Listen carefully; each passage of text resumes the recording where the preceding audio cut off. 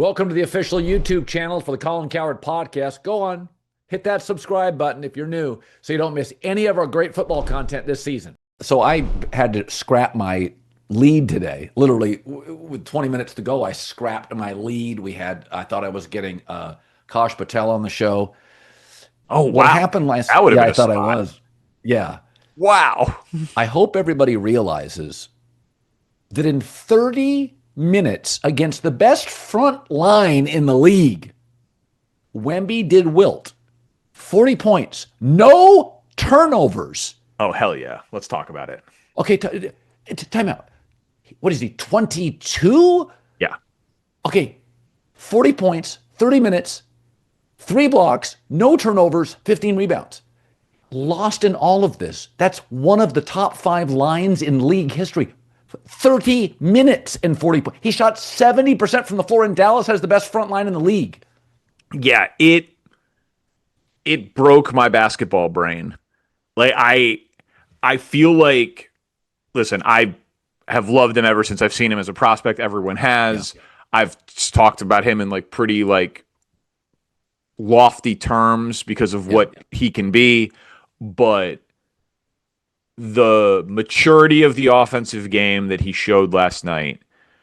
I put together like a list of superlatives today on First Things First that I ran past Nick in the segment that we do together on Thursdays. And I was like, which of these do you think at the end of his career we're going to be able to cross out the names of the guys who currently have the records and it's going to be him? So like 3 guys have the record for most Defensive Player of the Year awards with 4. Oh, he'll win 12. That's what I'm saying. But it's like Ben Wallace, Rudy Gobert. They have 4. Like I would lay minus 500 that he gets more than 4. I mean, obviously the game minimum threshold is like the only impediment to that. But like he's 22. He's gonna. I agree. 12 is on the board. Only player ever to win the scoring title and Defensive Player of the Year. Michael Jordan did it once. Feels like Wembanyama could be the second. You know what I thought about watching him last night? What's that? I always had this feeling that if you did a one-on-one tournament, Michael and LeBron, Kevin Durant would be up there. The bigs, Giannis would be good, but he doesn't have the ability, because there would be 3 in the key to make it fair. I looked at that and I thought to myself, I'm not sure how many points LeBron in his prime would score on Wemby. I'm not sure. He blocked a shot. He got a rebound over Derek Lively last night. And Jay Billis said it. Lively 6'11". He looked like a 6th grader. Right. He blocked a shot. These guys that are 6'10" and long, they turn around. Wemby moves off his player. He's blocking the ball near the elbow, somewhere between the wrist and the elbow. And I think to myself, if you added 6 inches to Kevin Durant and had the same quickness and a little more length, I'm watching him and I'm like, I'm not really sure how you defend it. You don't really defend this. No, you don't defend it. And like I've been thinking about it like basically all day. I think we're going to just see things that we've never seen before, that we're not even going to fully realize what we're seeing. Like he did something last year that I like demanded we get into breakfast ball, because I'm like, I promise you no one cares about this game, but I promise you no one's ever seen this. He shot a 3-pointer and it was like, he was like fading back a little bit on the 3, like a pure jump shot. Like he wasn't like running towards the hoop. He shot a normal 3-pointer and he could tell off his hand that it was long. So he lands from the jumper and charges, and he tip slammed. He put like a putback slam his own missed 3-pointer. Like we've seen that on free throws, but on a 3-pointer, it was insane. And yeah. I just think we're gonna like, did he take 2 dribbles from half court and dunk? Like, I think we're gonna just like start to like we're gonna have to like recalibrate what is actually possible. That's Mike. There's a story about Mike Krzyzewski and I think Mark Few was there and Jim Boeheim. It was Olympic basketball, and it was one of their first looks at LeBron playing in a practice. And I had heard this story. I don't know if it was from a friend of Jay Billis or it was somebody that, and I like, by the way, Jay Billis on Pro Basketball. I think he does a good job. I really do. I think he clearly cares. Like he clearly cares. He does his homework. He keeps it to the game. Yeah, he's very good. Yeah, Jay's really good. The and I think it was a friend of Jay Billis that told me Jay had told him they were doing a practice and Krzyzewski was at half court, kind of arms folded, sitting back on the bench, and there was a loose ball, and LeBron picked it up full steam, swooped in to pick it up, and dribbled twice and dunked it. And Krzyzewski just was beside himself. He's like, that's 6 dribbles, maybe 5 with Jordan.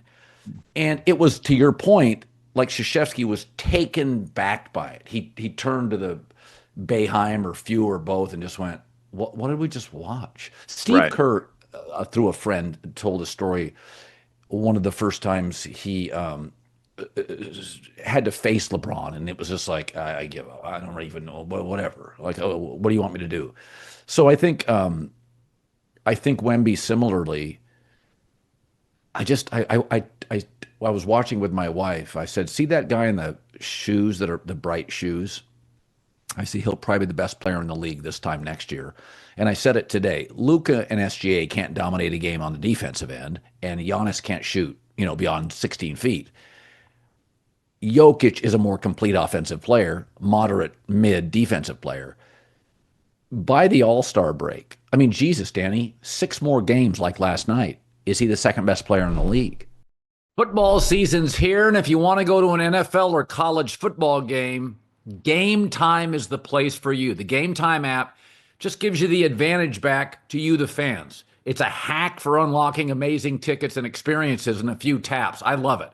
Easy to use. The Game Time guarantee means you can trust you'll get 100% authentic tickets on time and at the best price, 100%. So they even let you preview your seat on the app. That's special. Plus, fees are always included, so what you see is what you pay every time. Take the guesswork out of buying professional football tickets with Game Time. Just download the Game Time app, create an account. If you use the code Colin, COLIN, $20 off your first purchase. Terms apply again. Create an account, redeem code COLIN, $20 off, swipe, tap, ticket, go. Download the Game Time app today. Yeah, I mean, so I think that this is it. It all depends on how we define this. Like, I always define that question by like the literal definition of what that means. Like a scout's eye, like the best basketball player. Yeah. Basketball people and media, really and not just basketball, because I think we do it in football too. We I don't think Tom Brady is the best quarterback because he is the most accomplished. Sure. He is the GOAT. Yeah. But best quarterback is not GOAT to me. Yeah. Because it's like a scouting term, right? The guy last night's the best player. Wemby is Wemby is the best player because I obviously agree with you. Jokic is a better offensive player, right? He's more polished. Yeah, sure. I agree. But how much better is he offensively? 10%? 15%? Is he 20% better offensively? Wemby is 100% better defensively than Jokic. So, you know what I mean? The gap between, Nick was saying today that Anthony Davis would have been the number 1 pick in the draft to guard Wemby. I would say it would be Giannis, younger, stronger, more stronger basically than Anthony Davis. But they're 2 of the top 3 or 4 guys that you would choose to try to guard Wemby. But so the gap between Wemby and the second best defensive player in basketball is the Atlantic Ocean compared to the gap between Jokic and the second best offensive player in basketball. Right. So he's incredible. But in basketball, we usually say you have to do it in the playoffs. You have to win an MVP. You have to win a title before you can have the best player alive title. I don't agree. Like I'm the same way. I personally am like Aaron Rodgers in his prime, Patrick Mahomes in his prime. They're better than Tom Brady or Drew Brees. They're not yet more. I mean, Mahomes is actually now more accomplished than Yeah. Brees, but like, you know what I mean? Like, they're not, they don't have more yards, whatever. But that guy last night, he's going to have a quadruple double this year. It's only happened 4 times in the history of the league. It would not surprise. No one's ever done it more than once. David Robinson did it once. Hakeem did it once. It would not at all surprise me if Victor Wembanyama has multiple quadruple doubles this season at 22 years old. Well, He's it's almost like in Hollywood. You don't have to win an Oscar. I mean, I can remember the first. Remember the movie Capote? Yeah, of course. Philip Seymour Hoffman. Yeah. And I remember watching that movie, and he was in Boogie Nights. Everything he was in, he was great. Yeah, he's But incredible. I remember watching that and thinking, oh, that's the world's best actor. If you go back and watch Capote and you look at Truman Capote's personality and what he did, it doesn't sound anything like any other character. And I remember watching it and just thinking, it doesn't matter if he wins an award. That's the best performance of the year. I don't even know. And so, like, I see this all the time in sports where I'm like, and we've seen this in tennis. Like, Federer was the most profound, but, you're watching the Djokovic at some point that was younger, and you're like, well, that's the more ferocious player. That's the more intimidating player. His winning points are more impressive than Federer. Federer is just like Brady. He's efficient. He's smart. He has this capacity to play his best on the very best points, but he loses many points. So I agree with you. I think I watched Wemby, and I didn't say this on the air, but I thought, if he did that game like 2 more times in a week, you're like, that's the new standard. Well, that's the best player in the league. Well, no, right. And listen, it is, of course, possible that they keep his minutes low all year and that the offensive efficiency cannot sustain at that level. It's possible that that's not like a majority opinion by the end of the year.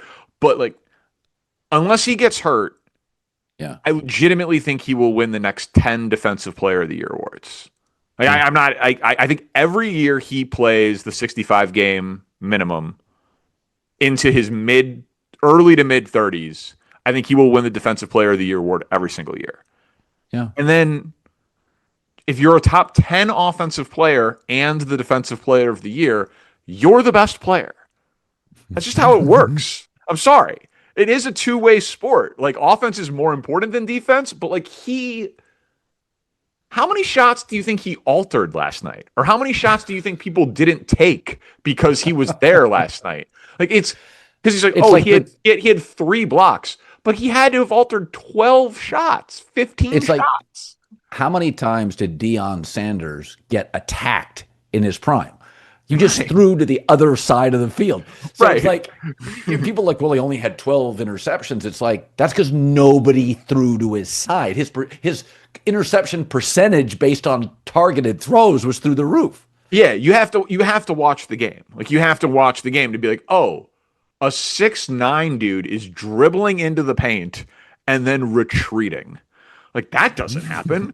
They all try to get fouled. Like, they all try to just jump over someone because they're 6'9" and the other guy's maybe 6'11". No, he's 7'5" and doesn't foul. Like, it's unbelievable. And I know people keep wanting to give them Giannis. That would be insane, obviously, if Giannis and Wemby played together. They would win the title this year. I wouldn't screw up I think between Stephon Castle, Wemby, their recent draft picks, Dylan Harper, their starting 5 is excellent. Yeah, I mean, I think I could see them trading De'Aaron Fox. Like, if Dylan Harper is what NBA people think he was going to, like, I had an NBA person tell me that they could not believe, like, he's like, people are underselling the fact that they got the second pick in the draft. Everyone's like, oh man, it would have been amazing if it was Cooper Flag. Like, yeah, they're like, Dylan Harper's going to be awesome. And he had 15 points last night in his NBA debut and like looks smooth. Like, well, if that's a real player, they're going to be great this year. So the last couple of drafts last year's draft was very good. 2026 NBA draft is supposed to be great. And 2 things are converging. The NIL money American college programs are buying the best Spaniards. They're buying the best European players. Yeah. So you're getting about 10 to 12 European players that were not in college basketball 3 years ago. Also, about 6 to 8 guys are staying in college one more year. Did you see the story, those Izzo comments about the kids who went, or the kid who went from the G League to college? Yeah. I don't know how that doesn't.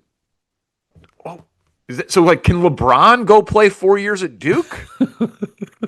Like, I'm confused. Like, I know that like you can get paid internationally and you can get paid in the G League and you can get paid in college. Like, technically you have eligibility. So what's the difference? But like, come on, we got to put a cap on it somewhere.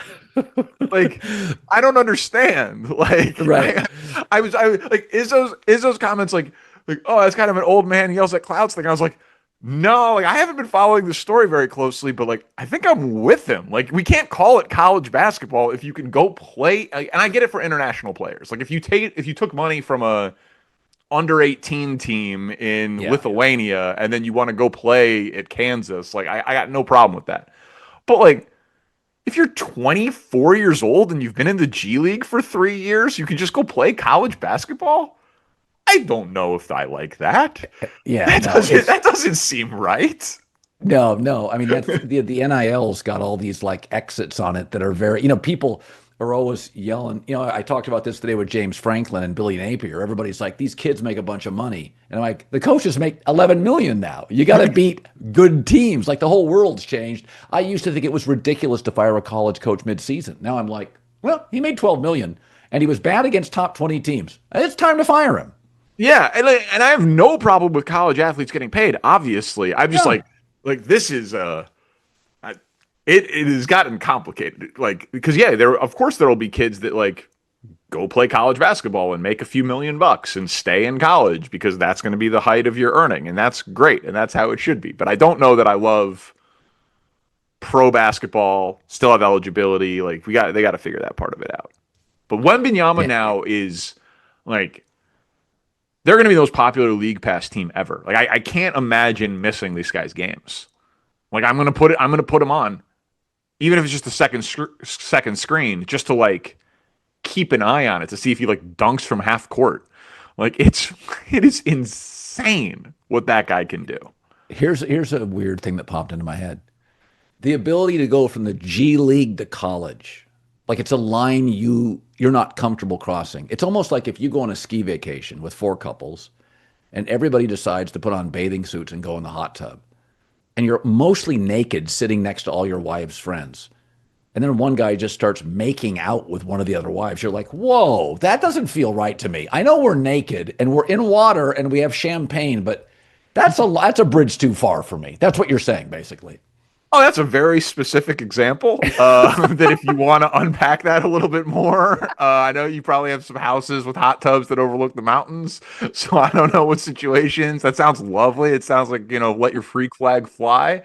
But yeah, when I read those, like, my buddy said it to me. He's like, what do you think about G League players playing in college? I'm like, they're not allowed. Right. I'm like, they're not allowed to. And he sent me the news article. He's like, what are you talking about? Izzo went insane over it. And I've like read the article. I'm like, I need to catch up on this because I'm 100% with Izzo. Like, it just doesn't, even though you could make more money in college than you can in the G League, and like maybe there should be a loophole for international, or maybe doesn't feel right. There should be like an age minimum and maximum. Like, they got to figure something out. You should not be able to be coached by an NBA organization and then go play for the Missouri Tigers. I don't like it.